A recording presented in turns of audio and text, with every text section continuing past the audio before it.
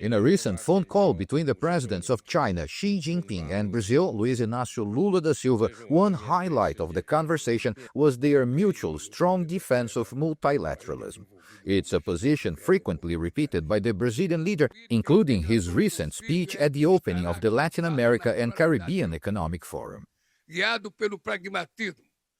Guided by pragmatism, we can overcome ideological differences and build strong and positive partnerships inside and outside the region.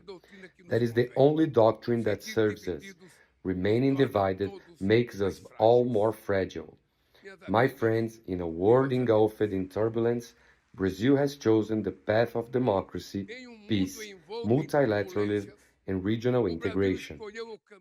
This former Brazilian ambassador to both the US and UK, however, says countries like Brazil and China are swimming against a powerful tide.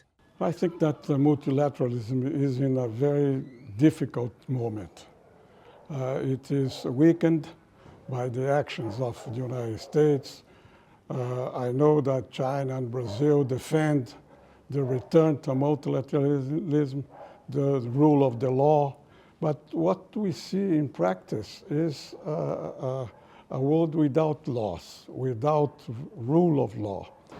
One practical way of defending multilateralism is through active participation in global decision-making forums such as the United Nations Climate Change Conference, the COP. And on that front, both Brazil and China have a clear track record, playing active roles during key moments in recent years. The president of COP30 told CGTN in a recent interview that both countries were key partners in pushing important agendas forward during last November's conference, which notably took place without the participation of the United States, whose current administration has been openly critical of multilateralism. I think that China was absolutely key for the results of COP30. China was impressively constructive.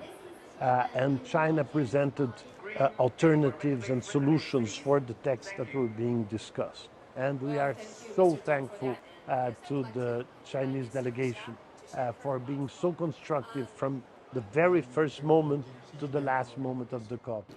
China plays a vital role, without doubt.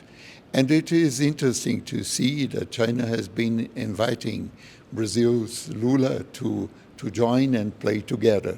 It is important not only for our two countries, but also for the future of multilateralism and the institutional system. At a time when global governance structures face growing pressure, Brazil and China appear determined to keep investing political capital in the multilateral system. Paulo Cabral, CGTN, São Paulo.